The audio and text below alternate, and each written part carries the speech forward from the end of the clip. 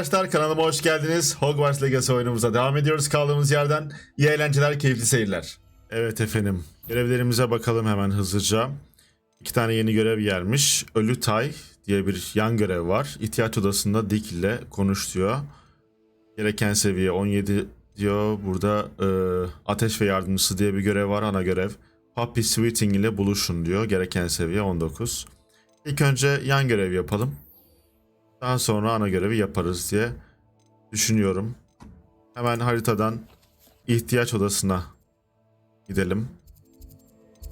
Gizli odalardan ihtiyaç odası diyorum. Evet, şimdi Dick ile konuşacağız. Dick has an idea. Teach you the exploding charm, Bombarda. Once you have completed the tasks I've set forth, speak to me after class. Profesör Hovin Bombarda büyüsünü öğretecekmiş bize. Tek öğrenmediğimiz büyü o mu kaldı? Lanetli büyüler dışındaki. Tek öğrenmediğimiz. Ha, bir de burada var. Evet. Transformation. Dönüştürme büyüsü. Ki diğer buradaki büyüleri de öğrendik. Tamam.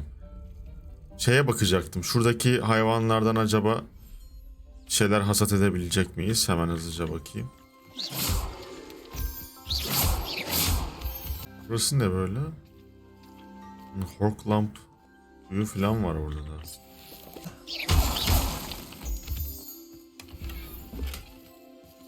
Buradan alt duvar diye bir şey çıktı. Evet, hasatımızı yaptık. Keşfimizi de yaptık. Şimdi geri dönüyorum ihtiyaç odasına. Diğer vivaryuma gideceğim. Burada bu arada tanımlamamış eşyalarımızı tanımlayalım. 2 adet eşyamız varmış. Tanımladık onları. Ve güzel şeylere benziyorlar. Bir kontrol edelim. Saldırıyı 19 artırıyor. Savunmayı 4 azaltıyor. Kullanabiliriz aslında. Saldırıyı epey arttırıyor. Evet. Yetenek puanı da gelmişti geçen bölüm. Yetenek puanımızı harcayalım. Gracious geliştirmesi. Bu da Descendo. Burada ne vardı başka? Protego düşmanların kalkanlarını kırıyordu. Rebellion'un menzili artırabiliyoruz. Ha bu alttan televizyonu açmadı.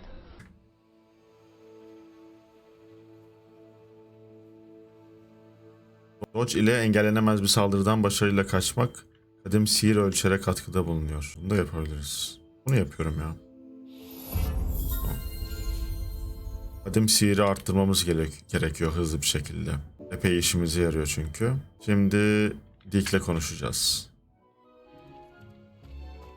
Pardon, önce Vivarium'a gidelim. Diğer Vivarium'daki canavarları da besleyeyim ve seveyim. I've been studying Salazar Slytherin's spellbook. Meet me in the Undercroft. I found something. Sebastian bizi çağırıyor. Yan görev daha geldi galiba. Evet, bütün canavarları besleyip sevdim. Şurada bir ay taşı var, onu alayım.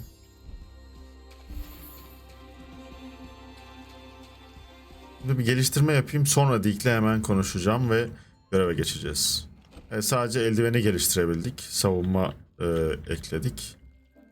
Diğerleri için yeterli malzemem yok şu anda. Göreve geçiyorum.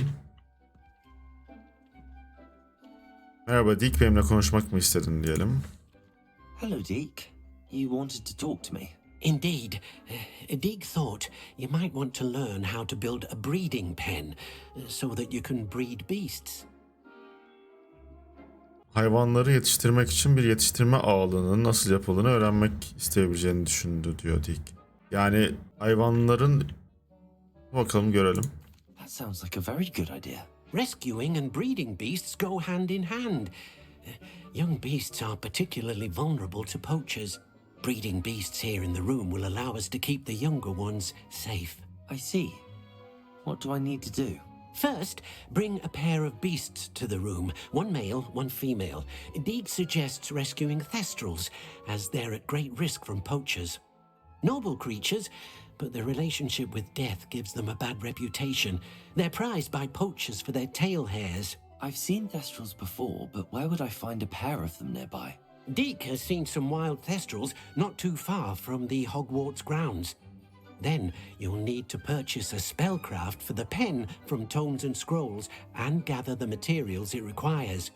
Once İlkle konuşurken burası duman altı oluyor ya. the spellcraft, you come and find Yerden bir şey geliyor, anlamadım. Buradan bir yerden bir duman geliyor. Bir üreme kalemi büyüsü satın alın diyor. Thestral'ı bulabileceğime inandığı yeri haritamda işaretledi diyor Dick. Ayrıca Hogsmeade'de durup yetiştirme ağlı için bir büyücü bulmam gerekecek. Şuraya girip kaç tane dişi, kaç tane erkek canavar var bakalım. Bak, erkek ve dişi var aslında burada. Görevimiz Hogsmeade'de arkadaşlar. Buraya ışınlanayım. Kış mevsimine gelmiştik, o yüzden her yer kar. Süslemeler filan asılmış. Daha önce var mıydı süslemeler? Yoktu büyük ihtimalle.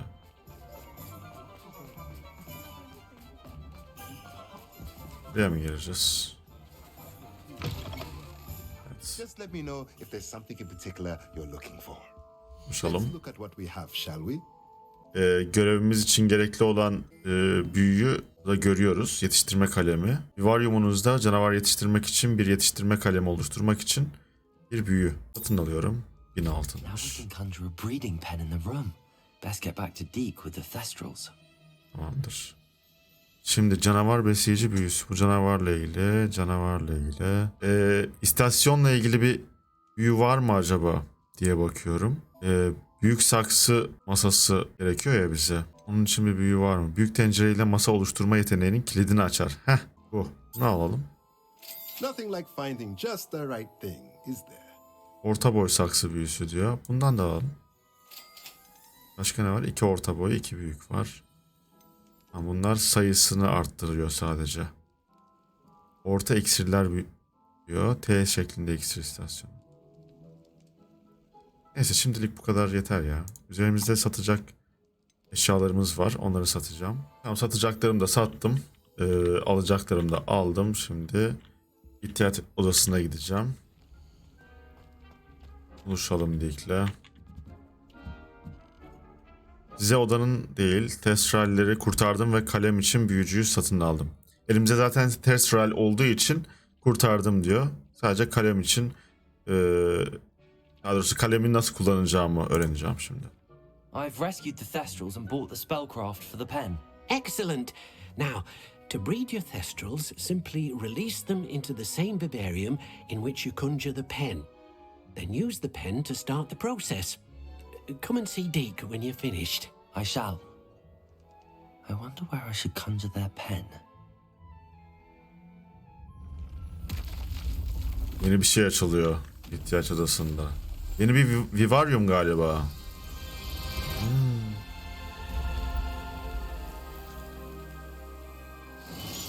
Bataklık yazıyor.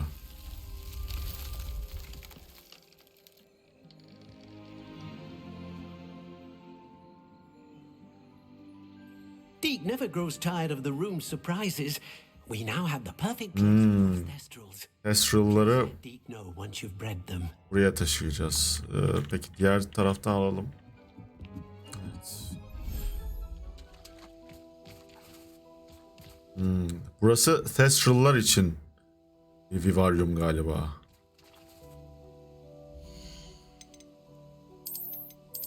Koyalım abi bunları. Tamam, şimdi üreme kalemi yarat diyor. Bir çiftleştirme ağlı yaratmalı ve onu bir çift Thestral yetiştirmek için kullanmalıyım.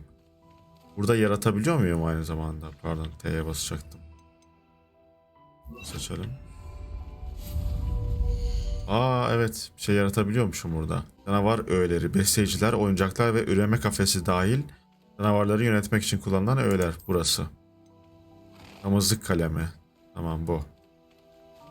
15 ay taşı gerekiyormuş. Seçtim. Burada yapamıyorum. Ya. Kapısı şurada olsun istiyorum sadece. Tamam. Okey. Başka ne yapabiliyormuşum buraya? Kule kulesi o. Geç bakalım nasıl bir şey. Güzel ha. Böyle orta yerde bir yerde olsun şu.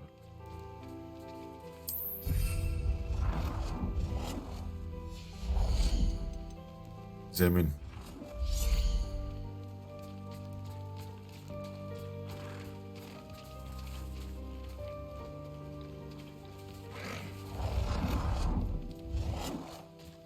Boyut artırabiliyorum.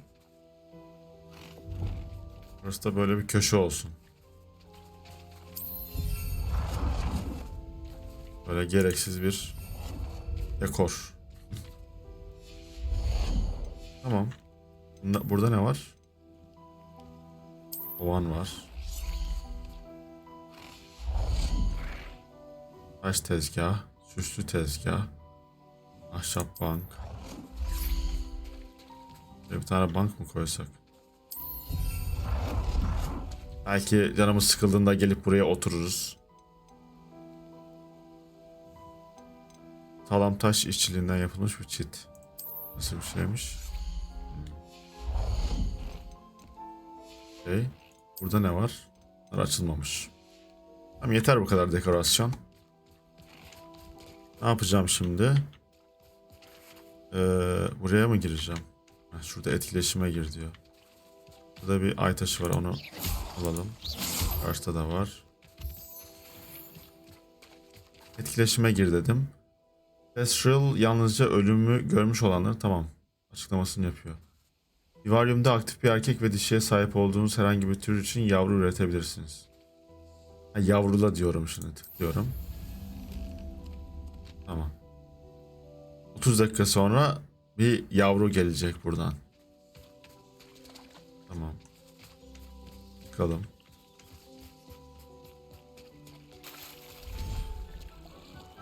Tamam. Burası ne be? Yeni mi açıldı burası? Aa. Öyle bir yer yoktu. Yani buradan buraya geçebiliyormuşuz. Tamam. O yavru gelince sanırım görevi tamamlamış olacağız anladığım kadarıyla. Şimdi o tamamlanana kadar, yavru doğana kadar diyelim, başka bir görev yapalım. Bir meydan okuma tamamlamışız. İhtiyaç odasında. Şu. Efsanevi maskeli balo maskesi. 10 benzersiz canavar üretirsem bunu kazanacağım ödül olarak. Bir tanesini tamamlamışız. Biraz önceki Thestral yavrusu için büyük ihtimalle kazandık birinci kazanımı. Tamam. Görevimizi seçelim. Keşfin gölgesinde. Şimdi bunlar yan görev, fakat bu bize bağlı galiba yapıp yapmayacağımız ya. Zorunda değiliz sanırım. Yani sanki öyle gibi geliyor bana. Çünkü Sebastian'la görev yapmaya devam edersek kötü bir büyücü olabiliriz ya. Lanet öğreniyor sürekli çocuk. Biz bombarda görevini mi yapsak? Knapsack ile bir diri kol edinin. Knap çuvalla bir dev mor kurbağa edinin diyor. Bunları haritada görebiliyor muyuz? Görebiliyoruz. Tamam. Gidelim o zaman.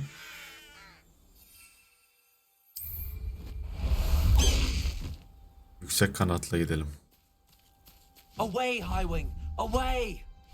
Faster, Highwing! You can feed a beast or it can feed you, if you get my meaning.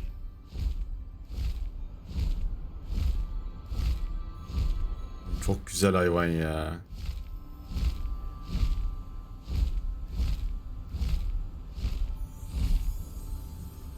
Buraya sıyırmış geldik.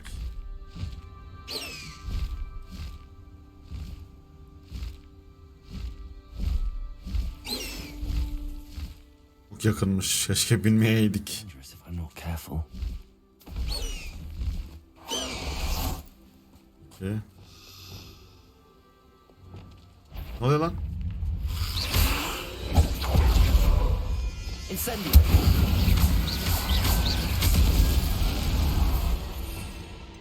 Şu çantayı da alalım. Bir büyü alalım şuraya. Durdurma büyüsü alayım bence.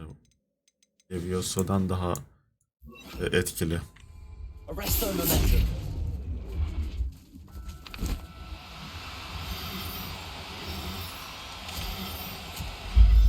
Gel bakayım kaçaman. Professor Howard will never believe this.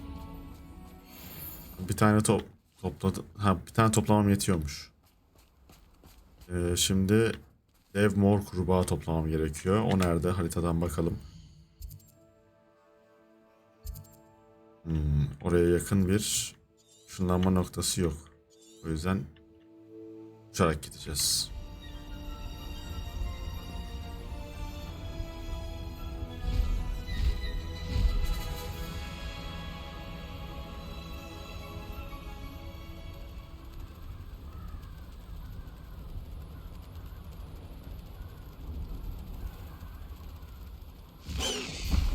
Slow down now. There we go.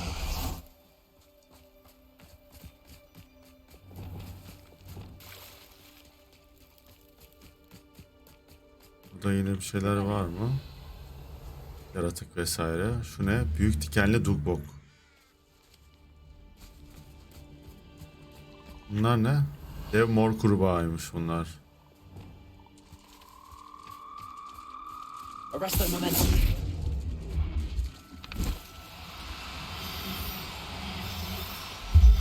Gel bakayım. He? Assignment's all finished. Şimdi şunu indirelim bence ya. Confringo. Arrest the momentum. Descender.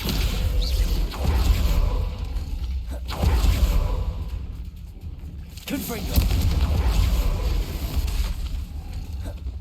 Descender.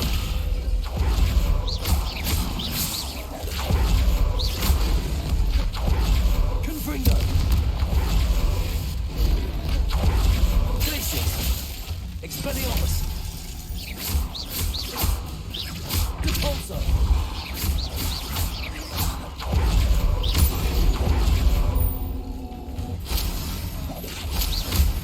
Expelliarmus. Glacius. Repulsor. Potato. Stupid. Expelliarmus.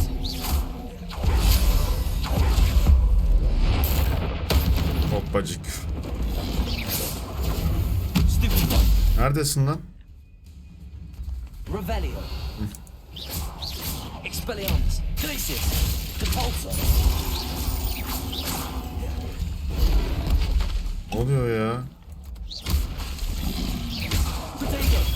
Stupid.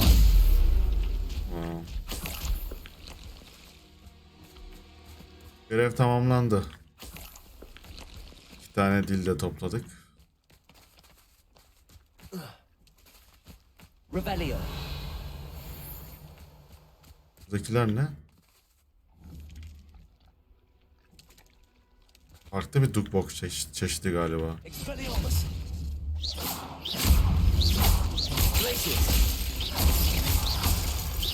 Repulsor. Expelliarmus. Glacius. Repulsor. Expelliarmus. Glacius. Glacius. Repulsor. Expelliarmus. Glacius. Repulsor.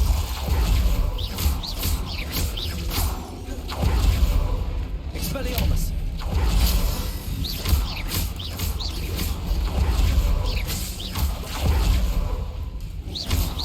Expelliarmus. Tek de alır mıyız? Alamadık. Glacius. Repulsor. Expelliarmus. Glacius. Çok kalabalık oldular ya. Confringo. Arresto momentum. Expelliarmus. Glacius. Descendo. Tamam, birini hallettik. Confringo. Protego. Arresto momentum. Descendo.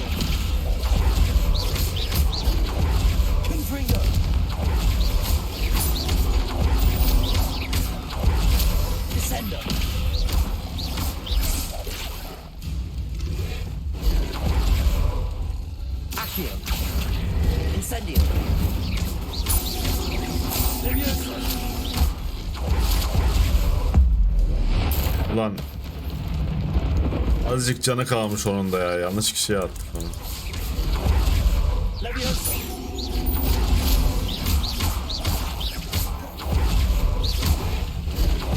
Accio.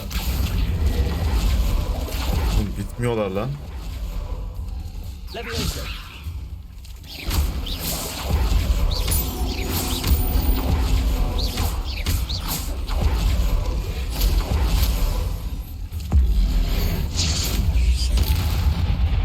Accio. Incendio.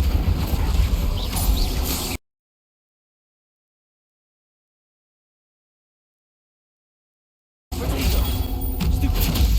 Levioso.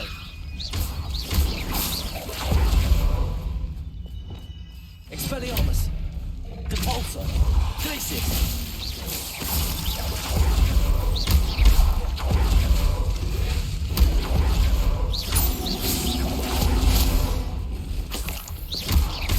Expelliarmus. Depulso. Glacius. Confringo.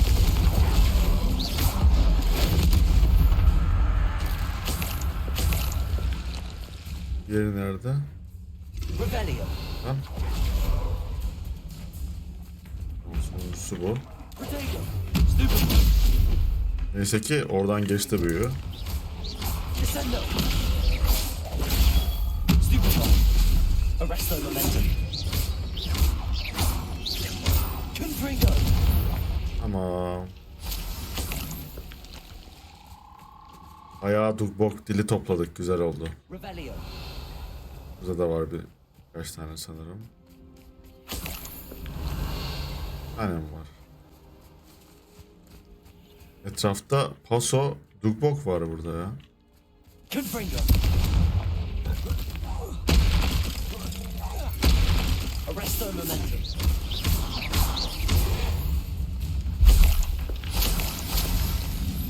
Revelio.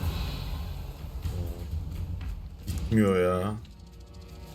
Bunlarla mı uğraşacağım ben ya? Gidiyorum. Bak, oradan bana saldırmaya çalışıyor. Evet. Şimdi zamanı ileriye saracağım. Zaman ileriye aksın.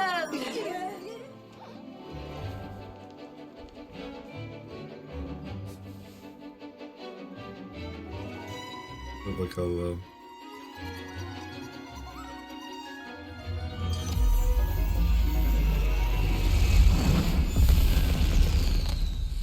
Başarılı. Başarılı büyü. Excellent work today. Class dismissed. I take it you're ready to learn your new spell. Aynen hocam, hazırım.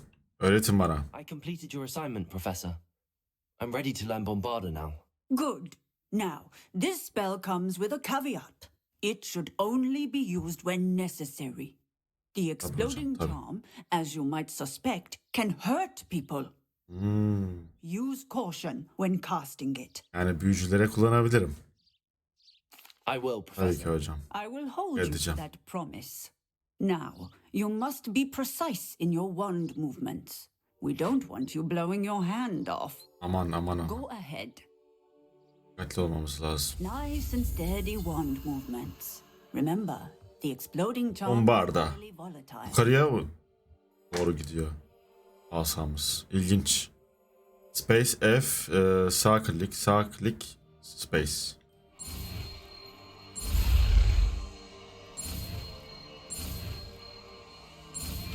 Tamam. Basit büyü hocam. Basit büyü. Kaptım hemen. Tek seferde kaptım. Well done. Now, let us put it into practice, shall we? Go Hemen. ahead Hemen hocam. on the pumpkins. Bal kabaklarını da deneyeceğim. Bombarda. Excellent wand work. Güzel. Cast the spell just like that every time. Assured and in control. Tamam hocam. Şimdi sizinle bir konuda konuşmak istiyor galiba benim karakterim. Hemen konuşalım. Professor, Might I have a moment? Yes. What is it? Sihirli canavarlarla neden ilgileniyorsunuz? Peki, soralım. I was wondering what inspired your interest in magical beasts. Are you considering some sort of profession in the field? Muhtemelen sihirli canavarları büyüleyici buluyorum diyelim. I haven't decided quite yet, but I do find magical beasts fascinating. Muhtemelen ne ya? You do Ne hissettiği konusunda bu kadar emin olmaması. I believe that when choosing a path, particularly of a scholarly nature, one must take into account both one's enthusiasm for a particular subject, as well as how one may best serve the students to whom one is obligated to both inspire and teach. Of course, Professor. When did your path become clear? I recall it quite vividly. It was the summer between my 6th and 7th years. I read in the Prophet about a wizard who'd been selling alchemy eggs and disappeared in the mountains near my home.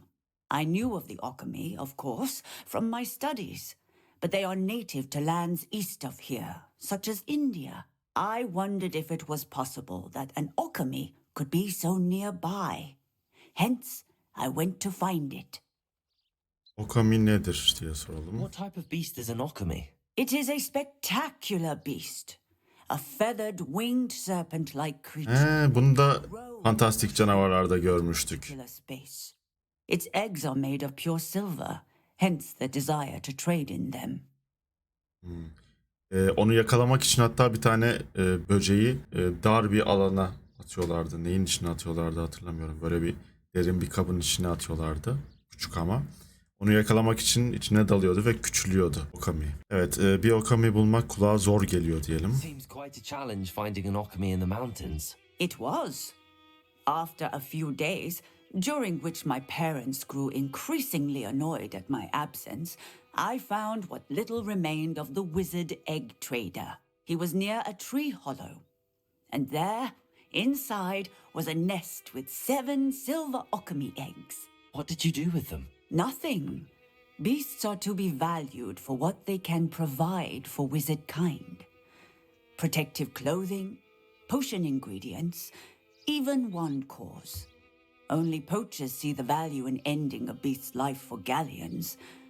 I left the eggs alone. I hid. And moments later, the beast flew right over my head. Breathtaking. She then seemed to all but disappear as she shrunk to fit into the hollow. That sounds incredible. Indeed. I knew in that moment that I needed to understand all that I could about beasts and ensure that wizard kind learned to benefit properly from them. Now, I trust that I have answered your question. You would do well to continue your study of beasts, regardless of your chosen path. Beasts and all that they provide will vastly improve your life, and perhaps one day even save it. I shall remember that, Professor. Thank you. Teşekkürler hocam, engin bilgileriniz için. Şimdi bir sonraki görevimizi seçelim. Meydan okuma tamamlamışız. Bakalım neymiş. Savaş kısmından. Amfibi koruma. Kurbağa öldürdüğümüz için bir koruma geldi. İlkini açmamışım. İlkini de açtım. İkincisini de açtım. Onları eşyalara ekleyebilirim. Bir sonraki bölümümüzü... Niye bir sonraki bölüm diyorum ya? Bir sonraki görevimizi seçiyorum. Keşfin gölgesinde. Yine de yapmak istiyorum bu görevi ya. Merak ediyorum çünkü. Keşfin gölgesinde görevine gideceğim. Undercroft'ta buluşmam gerekiyor Sebastian'la. Yani şuranın alt kısmında ya da. Girelim.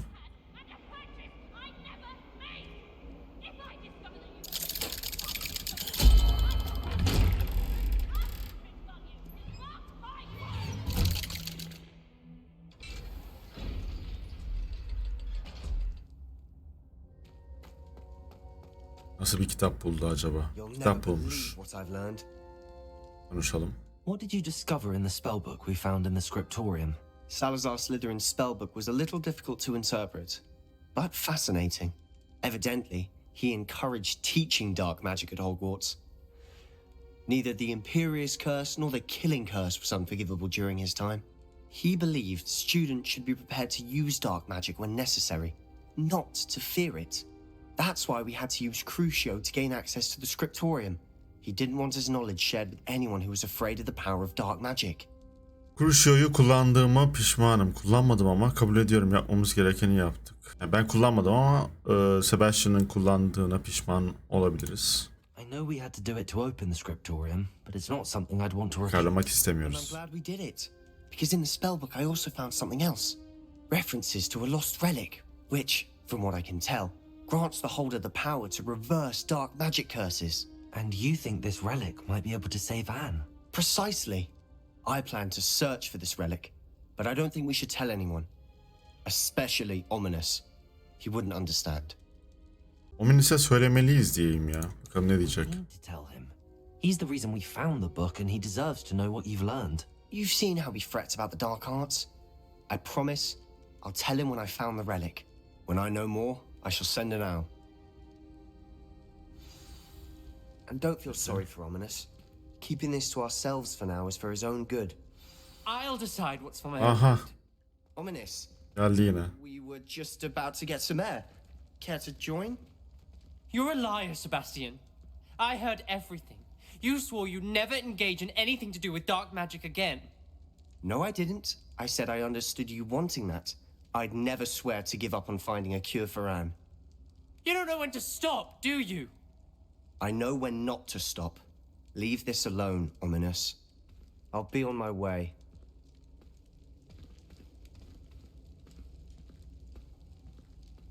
Sebastian ile işini bitirdikten sonra Ominis ile konuş diyor. Konuşalım. Ominous, Sebastian meant well. I appreciate you telling Sebastian not to keep this from me, but going after that relic is not a good idea. Sebastian doesn't even realize it, but he's as irresponsible and reckless now as his parents were years ago. It's why they died.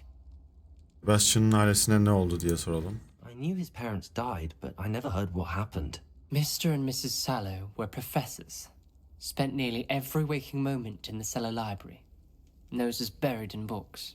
Anne and Sebastian were upstairs when it happened. They heard a sudden crash and ran downstairs, but it was too late. Their parents had crumpled to the floor. A defect with the lamp in the cellar caused the room to fill with an undetectable toxin. Sebastian and Anne were helpless. They had no magic yet. What a horrible story. It is.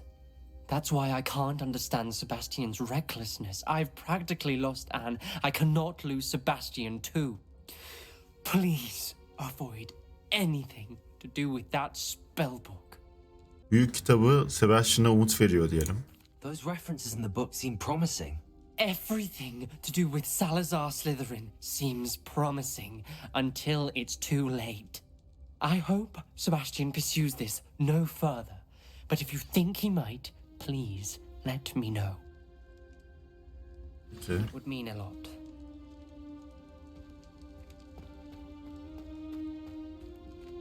Çıkalım abi.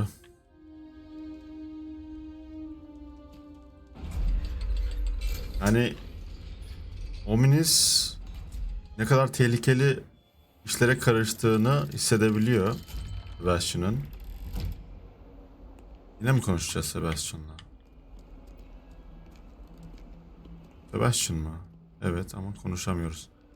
Ama Sebastian'ın gözünü kardeşini kurtarmak bürüdüğü için şu an her türlü yolu deneyecek. Yan görevlerimiz var burada. Sihirdar kapışması 3. maç var. Gidelim abi yapalım.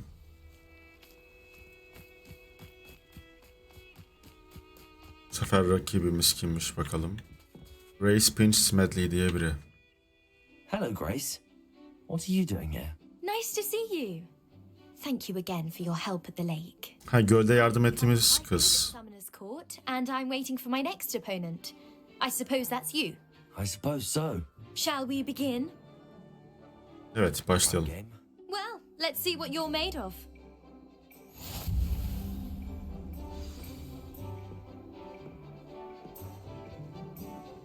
Bu ne oğlum? Engel falan var önümüzde bu sefer. Nasıl aşacağız onları? İteceğiz mi? Üstünden mi çıkacağız? Yuh. Onların üstünde durursak 100 puan mı? Şaka yapıyorsun. You didn't see that. Kaç puan aldı? 20 puan mı? Evet. Şimdi. Ah be. Vurmadı.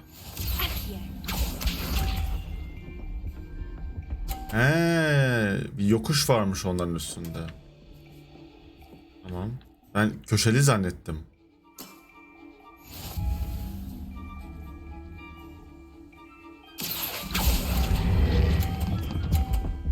Aha 100 puan. Aha. Neyiz be biz böyle be. Ya sen de 100 puana çıkarma be kızım be. Aha. Tamam çıkmadı.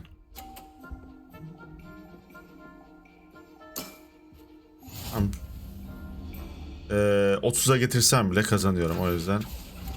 Hiç yapmayacağım. Bunu da 100'e getiriyormuşum. Gelmedi tamam. Tamam garantiledim. It appears I've been bested. Basitti. Kolaydı. Well done. Diving, summoner's court. Seems there's nothing you can't do. Kolaydı diyelim. There wasn't much to it. You really are insufferable. You may have beaten me, but your next opponent is sure to take you down a peg, which will be a joy to see. Bozuldu. Lan şaka yaptık ya. Şaka da mı yapmayak? Bir sonraki görevimize bakalım. Burada bir yan görev var. O neymiş? Söylentiye göre Samantha değil, kardeşi William ile bir sorun yaşıyor. Ona yardım etmeyeceğimi görmeliyim. Edemeyeceğimi görmeliyim. Konuşalım bakalım. Oh, it's you. Just the person I need. Bu şöminenin üstüne tırmanan deli mi? Samantha, is everything all right? No, it's not. It's my brother William, the one I told you about after Charms class. He's been cursed. He ignored my warning and now he's lying in St. Mungo's looking completely pathetic. He simply never listens. I'm sorry, how exactly has he been cursed? Oh, you won't believe it. Truly, but his feet were turned into purple beets. You can imagine his distress. And mine. I won't even go into the attention he was getting from our garden rabbits before he admitted himself to hospital. Korkunç diyelim. I'm so sorry. That sounds like a trying situation. I'm glad you understand. Everyone else just laughs at me as if it's a joke. No compassion at all. Well, it is an unusual situation. How did your brother end up like this? It's entirely his own fault. I told him about some research I'd done recently on our ancestor Marmaduke Dale. In particular, my discovery that Marmaduke's tomb was cursed. My brother's always making fun of my discoveries. This time, he laughed in my face. Told me I'd misinterpreted my findings. As if that were possible. And to prove his point, he went right up to the entrance of the tomb and poof! His feet transfigured into beets. Açıkça yardıma ihtiyacı var. Diyelim. How awful. I can see why Komik aslında ama definitely need some help. dalga geçmek istemedim kızla. He may be a cape flapper, but he's still my brother. And no one deserves such a fate to last forever. Especially as the result of a single brainless mistake.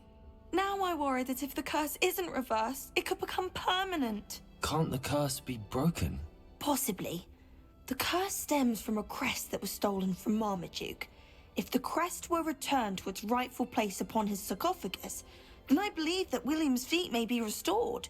You battled trolls when they attacked Hogsmeade, escaped a dragon, and I could tell by your work and charms that you're a skilled spellcaster. Returning a crest to a sarcophagus should be almost effortless for you. So, will you help us? Lanet nereden geldi diye soralım. Why was Marmaduke's tomb cursed?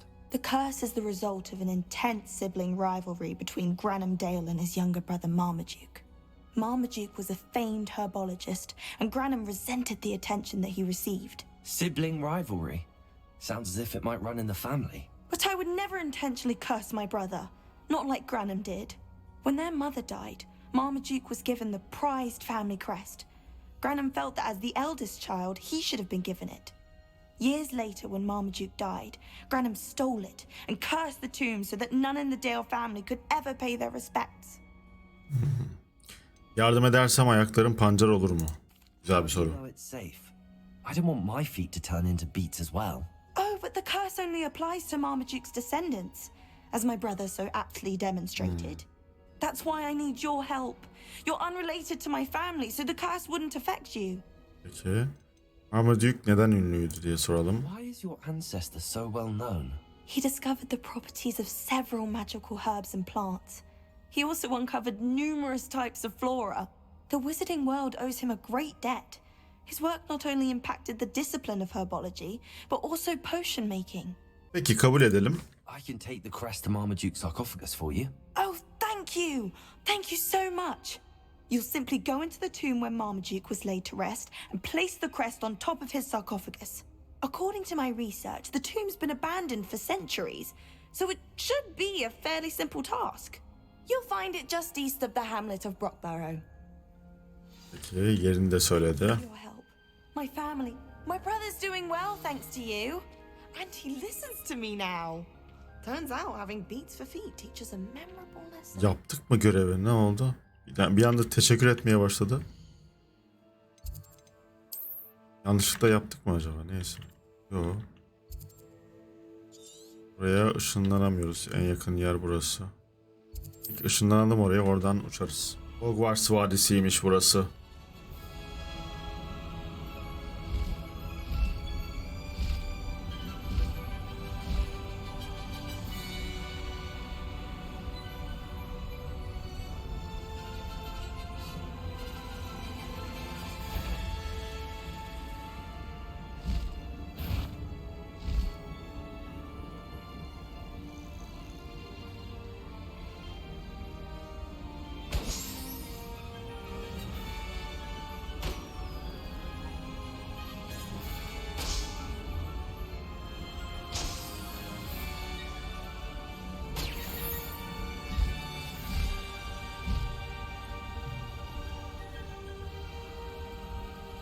Looks rather dark in there.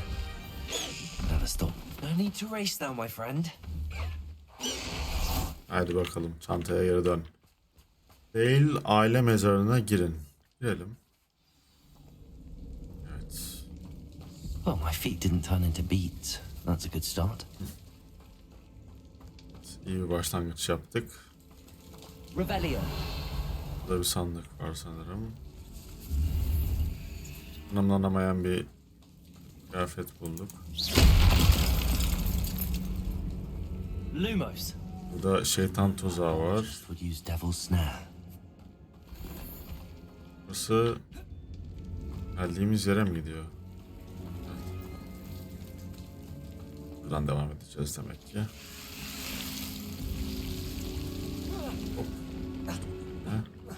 A troll?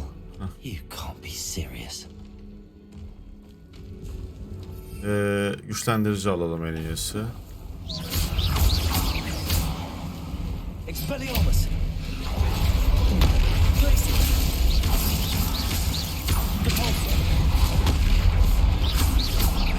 Expelliarmus. Rodrigo. Stupid.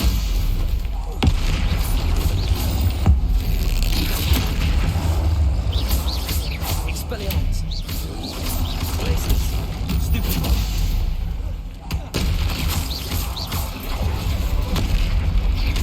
Expelliarmus.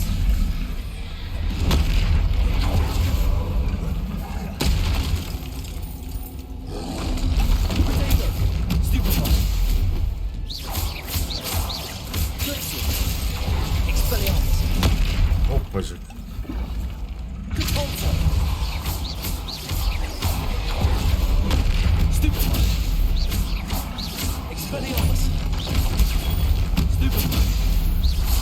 Tamam.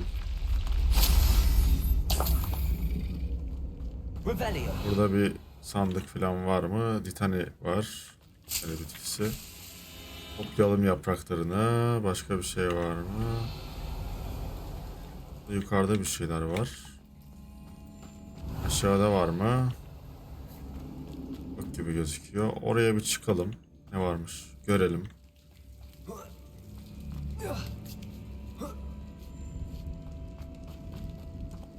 Büyük yermiş burası. Well, Marmaduke certainly left behind more than plants.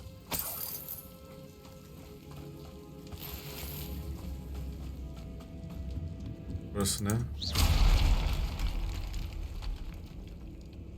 Revelio. Çıkış mı burası? Neresi? Ne burası?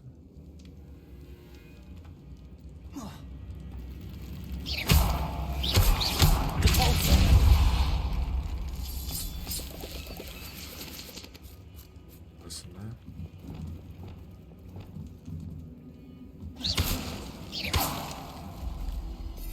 Şuraya güzel büyüler ekleyelim bari da.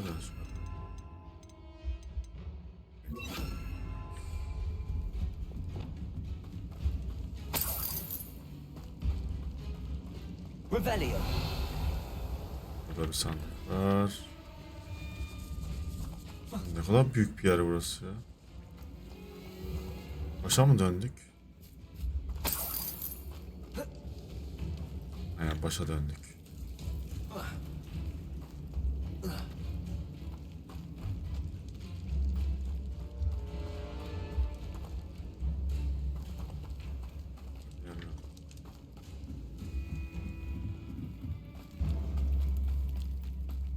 Revelio. Burada bir şeyler var. Sandık. Para.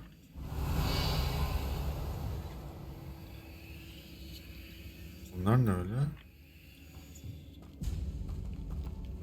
Örümcek galiba. Şurada da horklam suları varmış. Zehirli yavru. Revelio. Revelio.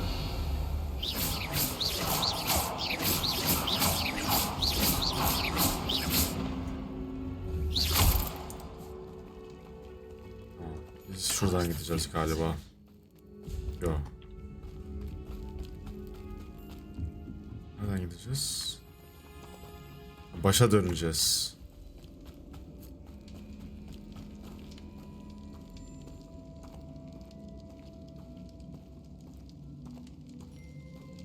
Revelio. Burada da yine bir çanta var. Bir tane var. This must be Marmaduke.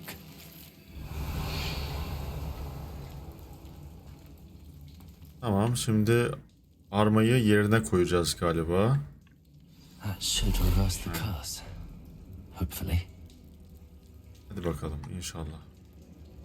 Geldiğim yerden geri döneceğim sanırım. Aynen, Samantha'ya geri dön diyor.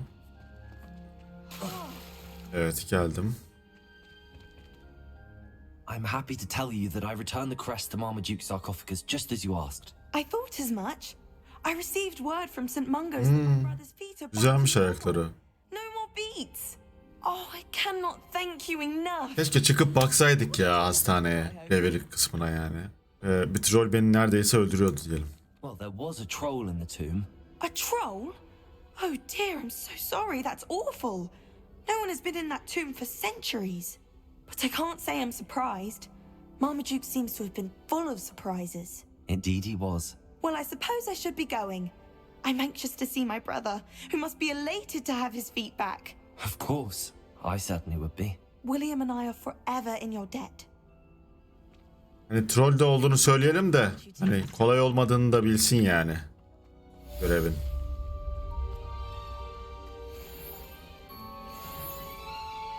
Peki şimdi bir ana görev yakışır ama. Bir ana görev yakışır şimdi. Poppy Sweeting ile buluşacağım. Neredeymiş kendisi? Hogwarts'ın kuzeyinde. Buraya gidersek oraya uçabiliriz diye düşünüyorum.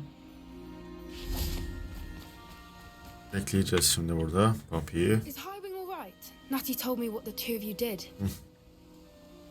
İyi. Selamı var. Konuş diyelim. Highwing's fine. I'm keeping an eye on her. She's safe, Poppy, I promise. Good. Whatever the poachers are up to, I want Highwing far from it. You said you had news about the poachers, and that some of it had to do with me. It did. I overheard them talking in the Hogshead, and did you know that they have orders from Victor Rookwood to capture you on sight? Yok Does artık. this have anything to do with Rookwood and Harlow coming for you in the Three Broomsticks after the troll attack? It does, somewhat. But at the moment, I'm more concerned about what else you heard the poachers are up to. Fair enough. But I hope you'll let me know if I can be of help, especially after what you did for Highwing. Does the name Horntail Hall mean anything to you? I'm afraid not. Why? What is it? The poacher's best kept secret, apparently. The name came up twice, but they never went into detail. I also overheard one of them bragging about all the gold they're making, at the expense of innocent creatures, undoubtedly. The poachers spoke of this area, and I thought if we searched around a bit, it might give us clues as to what they're doing. If you ever meet my gran, this trip never happened. Sırrın bende güvende diyelim. Not to worry, Poppy. If I ever meet your gran, I shall not speak a word of this. I normally tell her everything. She might be my best friend after Highwing, but she knows how I feel about the poachers. I think she worries I'll do something ill-advised. Whatever gave her that idea? This way. Takip ediyoruz Poppy'yi.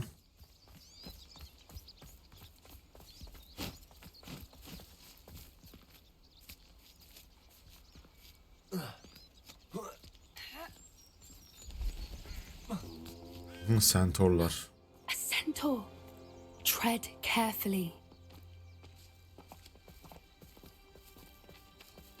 An entire castle to roam, yet you choose to wander here.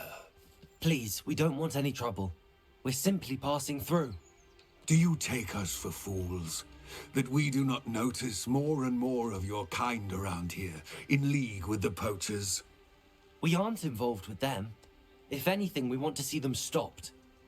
I hope for your sake that is true.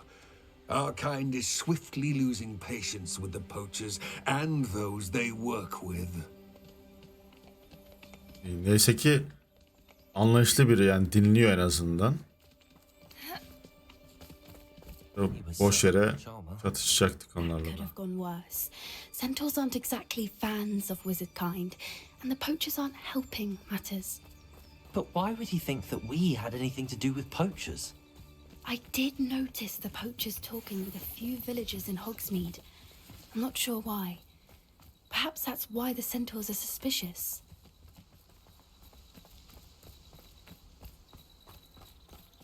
Hogsmeade'e giden herkes hedef mi yani? Ne oluyor lan?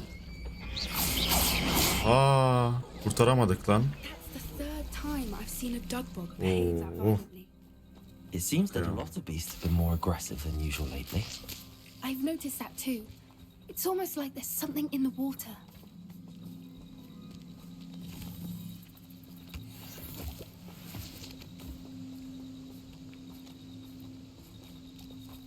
This is odd. What is it?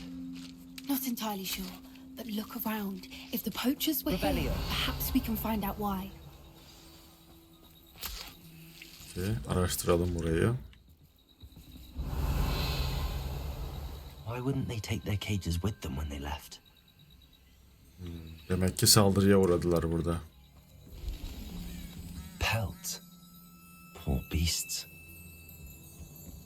Still smoking. They Fazla uzağa gitmiş olamazlar. Hala sıcak çünkü. Klasik. Biraz şeyler içelim, içimiz yandı. Burada bir şey var. Araştır. Goblin metal. Seems out of place in a poacher camp. Aha. I should tell Poppy about it. Goblinler mi saldırmış yoksa bunlara? Ne yapmış? Anything interesting? Konuşalım. Poachers were here.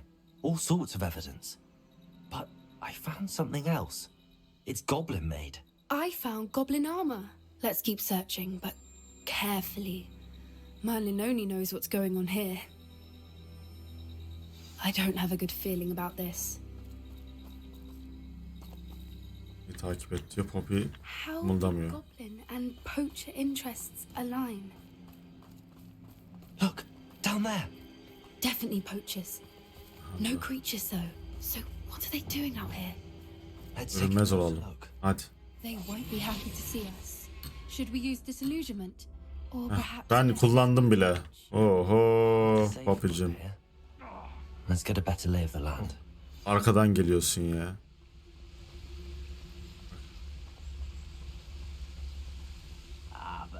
Revelio.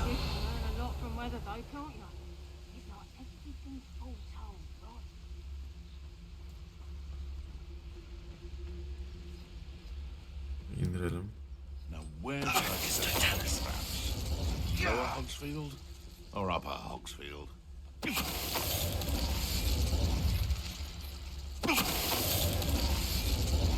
Bunları indirdik.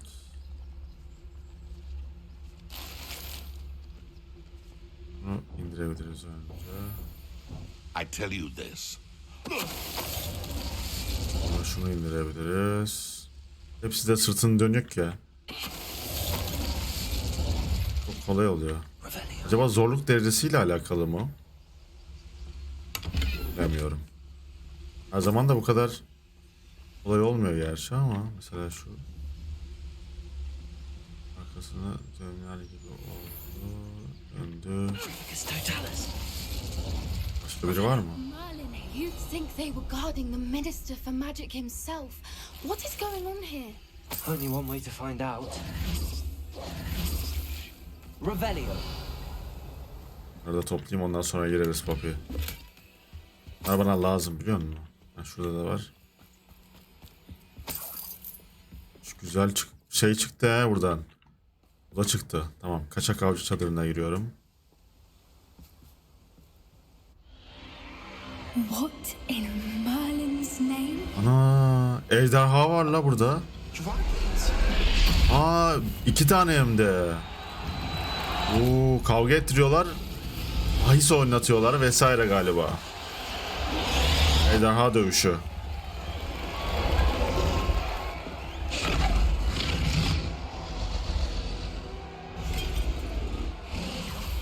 It's a dragon fighting ring. This is Hauntel Hall. Boynuz kuyruk salonu burasıymış. No wonder the poachers were in Hogsmeade so much. Likely taking bets and spreading the word. Given how crowded it is here, how could they possibly enjoy this? The centaurs have every right to be disgusted with wizard kind. There must be more dragons here. The poachers are far too greedy to run a fighting ring with only 2 dragons. We should take advantage of most eyes being in the fight and look around. But be discreet. You especially can't afford to be spotted. İşte görünmez olalım. Bunu indirebiliyorsak. Buradan girebiliyor muyuz? Girilmiyor. Daha deneyelim. Nereye gidebiliyoruz? Buraya gidebiliyoruz.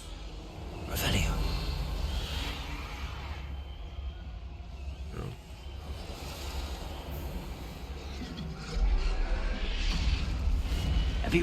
Şeyler, goblinler var. Gidelim ya lan.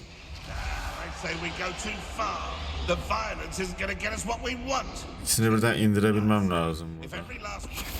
Evet. Çünkü geliştirme yaptık.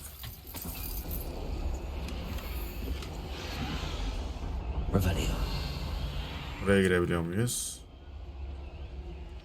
Kilitli. Allah'ım orada yapamıyoruz. Nasıl büyücüyüz biz oğlum ya? Bunu indirelim.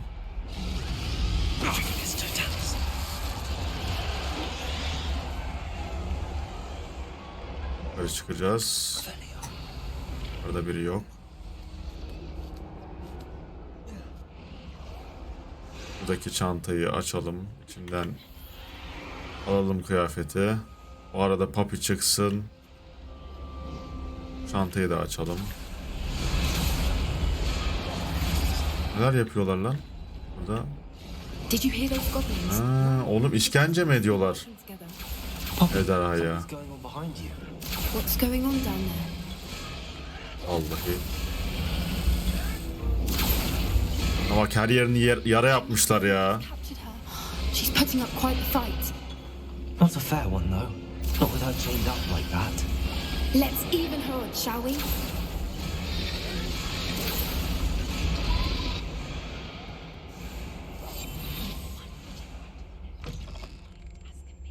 Revelio. They've got to drop Hebridean from the looks of it. We can't leave it here, not with the plans they likely have for it.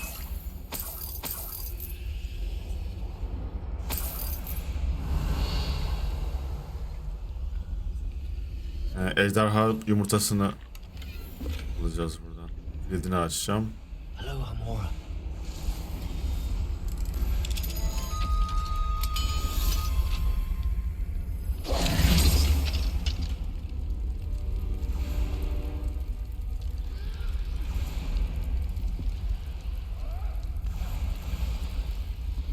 All right, I have the egg. Buradaki keseyi de alalım. The element of surprise will only buy us a few seconds. Let's make them count.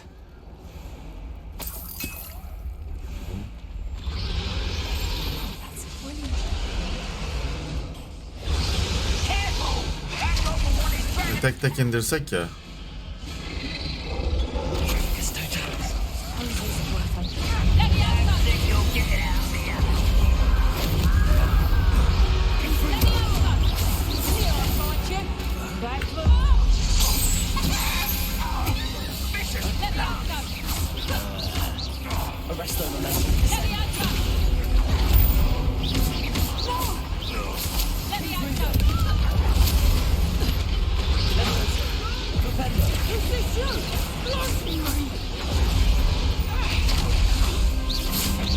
Abi sen de yardım mı etsen acaba? İzlemesen mi öyle?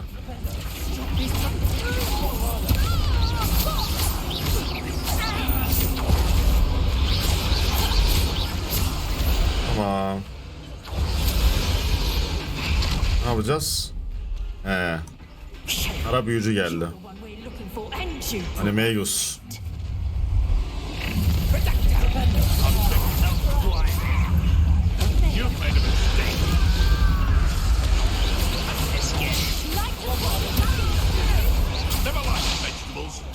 Rather unwise. I skip foliage.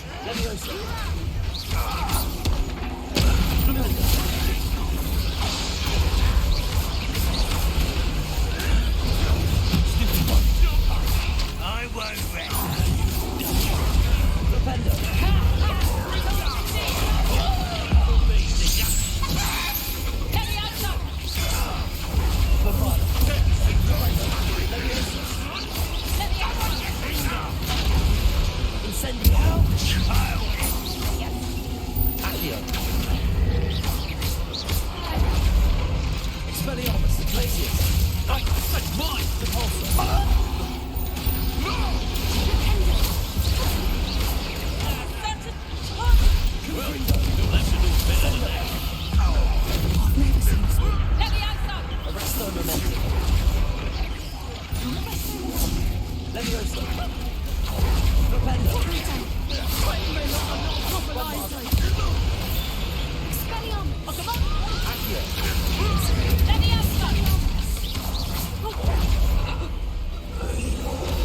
Bir büyücüyü indiremedin tek başına be. Tamam. We don't have time. We need to free her now before more show up.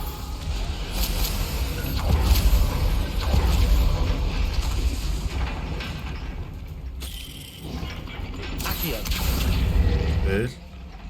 Bu mu? Akıyor muymuş? Tamam.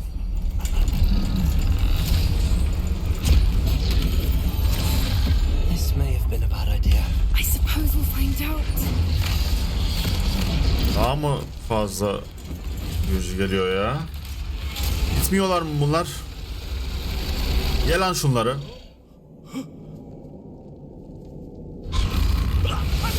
Aferin. Afiyet olsun. Oğlum bizi de arada yemesin. Kaynamayalım arada.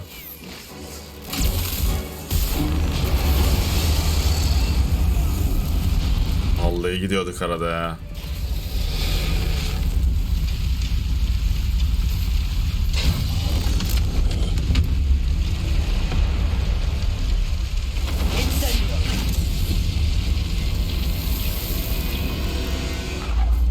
İnsan diyor oraya kadar gidiyor mu ya?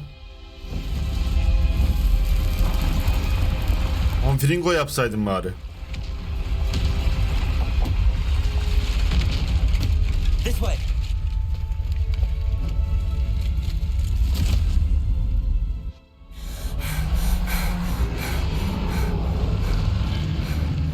That was a Hebridean plaque. I'm guessing the egg we have belongs to that dragon. Yoksa bizim de ejderhamız mı olacak? She wouldn't have left without it. What now? She didn't exactly leave us a calling card. I don't know. Nothing about this day was expected. Not the goblins and definitely not the fighting ring. The last thing I planned on was a dragon egg. And the poachers saw us, which cannot be good. Yumurtayla ne yapmalıyız diye soralım. Since the dragon we freed flew off, does that mean we get to keep the egg? I'd much rather we have it than the poachers, at least for now. But I don't think we should keep it indefinitely. Neden ne olacak It would be sanki hard ya? hiding something like this from Professor Weasley for long. Onu doğru dedin. Kaçak avcıların misilleme yapacağını düşünüyor musun? Should we expect trouble from the poachers, given the trouble we just caused? It would be foolish not to expect it.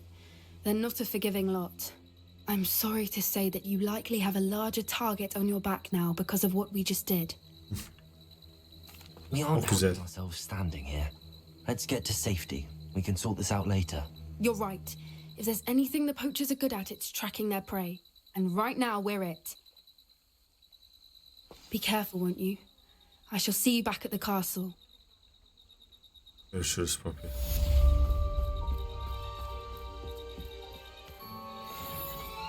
Seviye atlıyor muyuz? Atlamadık. Yine azıcık bir şey kaldı. Şimdi başka ne görevi var? Ölü tay görevi. Acaba bitti mi bu? Bir bakalım, kontrol edelim. Aynı zamanda iksirlerimizi de toplamanın vakti geldi bence ihtiyaç adasından. It's time you learned the transformation spell. Aha. After you've completed the required tasks, which I'm certain will prove useful in finishing your field guide, attend my class to learn the new spell. Afterwards, we will discuss your progress thus far in the term. Tamamdır hocam. Dönüştürme büyüsünü öğreneceğiz. Sonraki görevi tamamladığımızda Profesör Weasley öğretecek. Yeni bir gözlük geldi. Bakalım nasıl bir gözlükmüş. Eldiven de gelmiş ama kötü bir eldiven.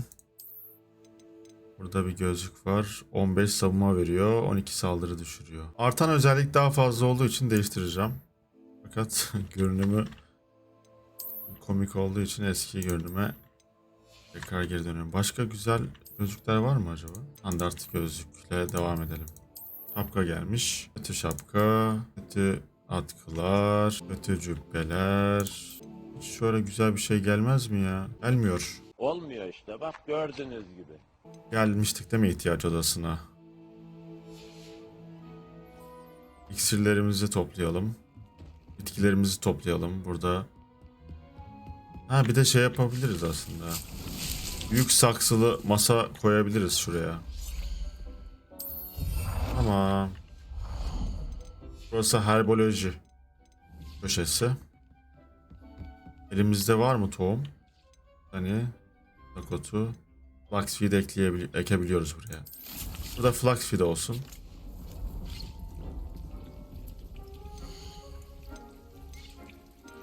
Başka büyük bitki var mı? Yok.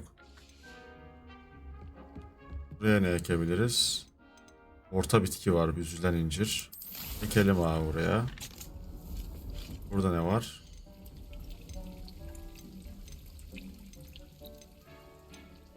Bitki 3 çeşit var. Değil mi? Aynen. Tamam. 3 çeşit zaten küçük bilgimiz ekili burada. 2 tane orta boy bitki var.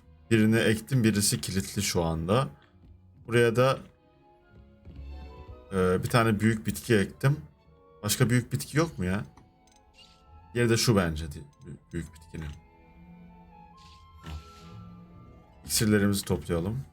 Burada birkaç tane bakalım yapabiliyor muyuz?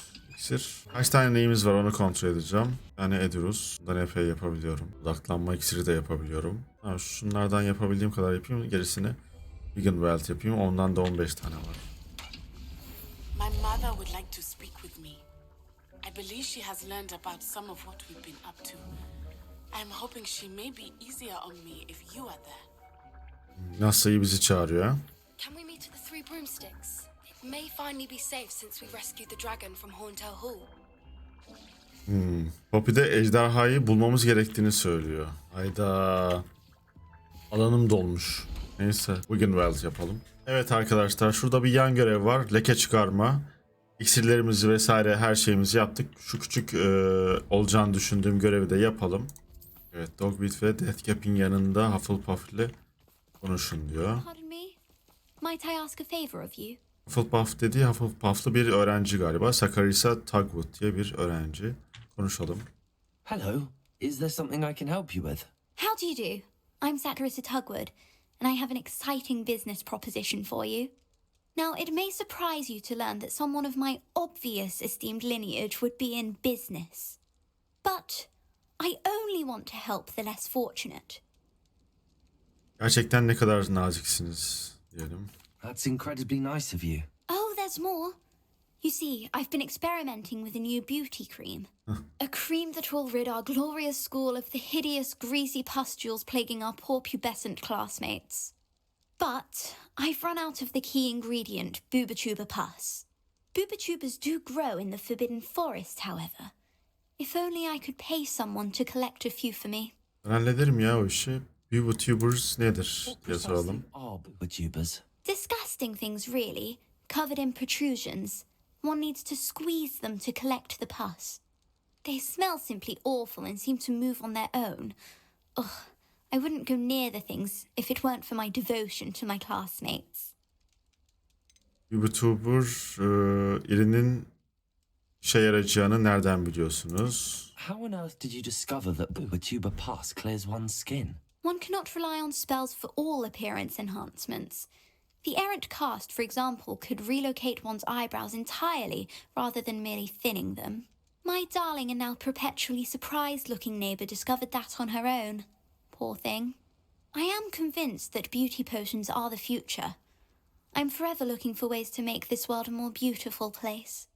I suspected that if pure booba-tuber pus could cause boils, an altered form would likely reverse such abominations.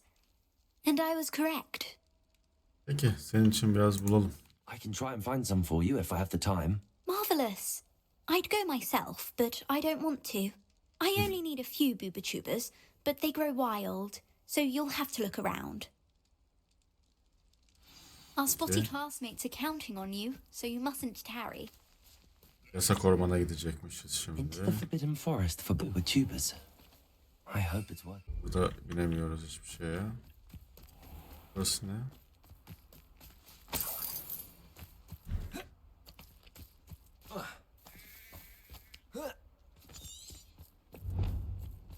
Leke çıkarma görevinin adı bu arada. Sakarisa bana yasak ormanda birkaç booba-tuber bulmayı ummam gereken yeri söyledi. Ne oluyor? Bu ne? Abi ne çok şey var ya. Accio. Incendio. Protego. Stupid. Expelliarmus. Glacius.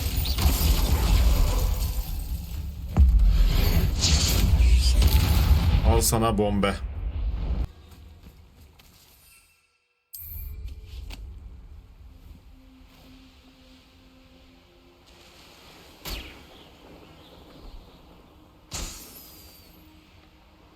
Revelio.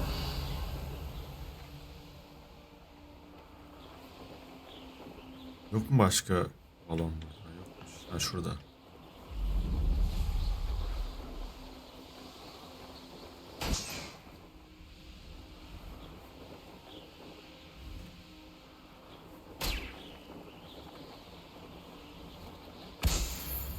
Bir tane kaldı.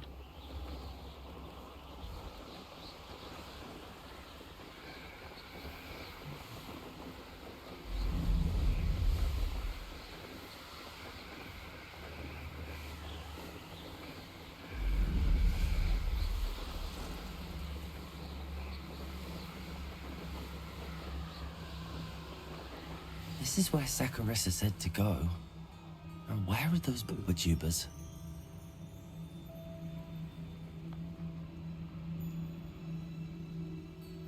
Nereden gideceğim oraya?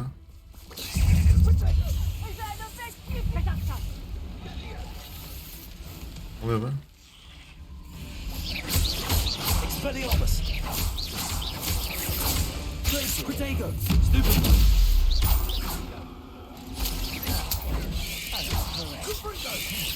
Incendio! Stupid!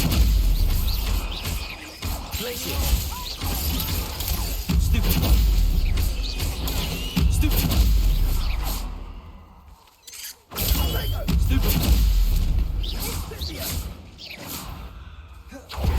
Incendio! Oh, that smells awful. Only for goodness.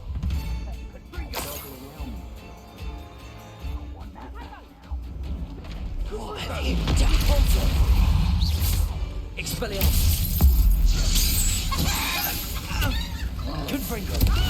Protego! Stupefy! Confringo! Stupid silence! Arresto momentum! Stupefy! Descender! Confringo! Protego! Quite a... Leviosa! Woman, isn't it? Incendio!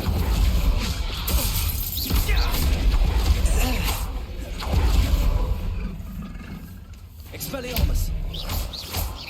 Glacius! Depulso!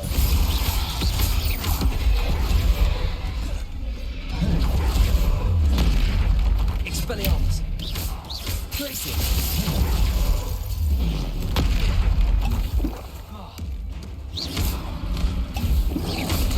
Protego! Stupid! Expelliarmus! Glacius! Depulso!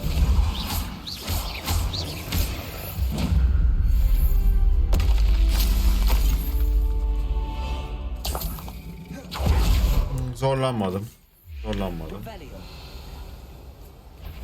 Neymiş?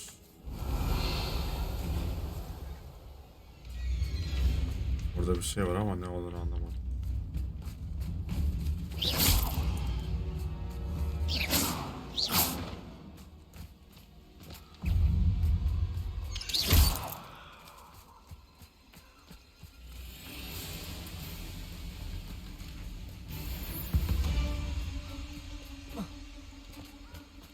Buradan bulmam gerekiyor. Revelio! Burada bir troll var. Just my luck. Expelliarmus!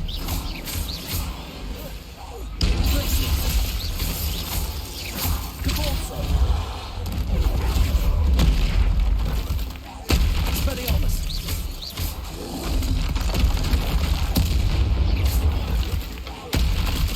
Glacius! Depulso! Protego! Stupefy! Expelliarmus! Stupefy! Glacius! Depulso! Expelliarmus! Stupefy! Glacius!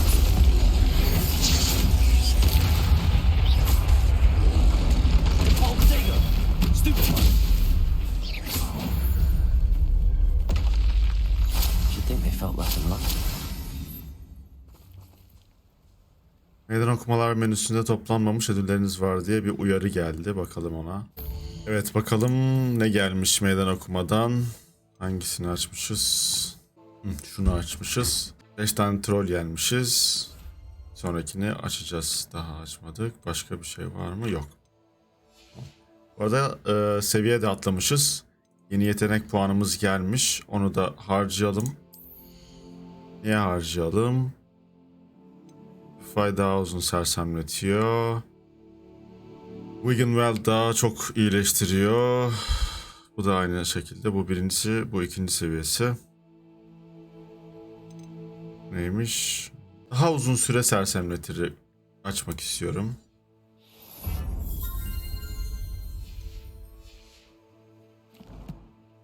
Yeni teçhizat gelmiş. Bakalım. Kötü tesisat. Burada yeni bir şey yok. Şurada yeteri kadar bu tuber bulmamız lazım. Sonra görevi tamamlayacağız. Bunlar galiba aynen. Eğer daha bulursam bitireceğim.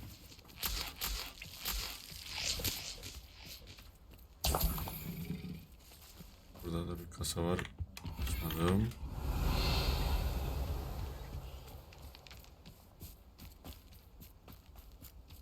Şurada da var bir tane mavi. That should do it. Tamam. I'd better get back to Saccharissa now. Buradaki ne? Karamel ezmiş. Compulso! Expelliarmus! Glacius!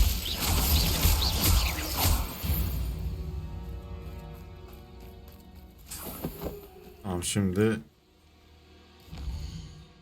Hogsmeade'e geri döneceğiz. Sometimes it seems all roads lead to Hogsmeade. Konuşalım. Saccharissa, I found the tubers you needed.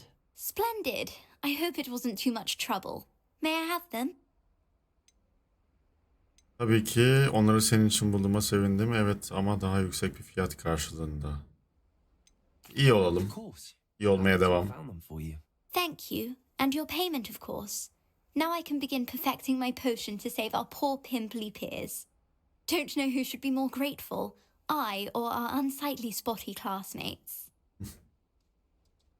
One day the wizarding world will know my name, and you will have been as Yuba Tuber hasat kıyafeti kazandık.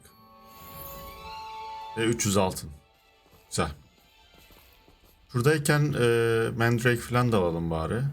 Hazır gelmişken.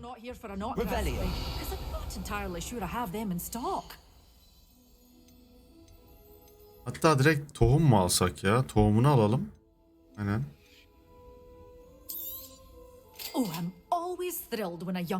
Bunu da alalım, tohumlarını. İhtiyaç odasında ekeriz bunları da. Buradaki elimizdekileri de satalım. Evet, her şeyimizi sattık arkadaşlar. Elimizde hiçbir şey kalmadı. Varımız yoğumuz gitti. Ama 4000 altınımız oldu.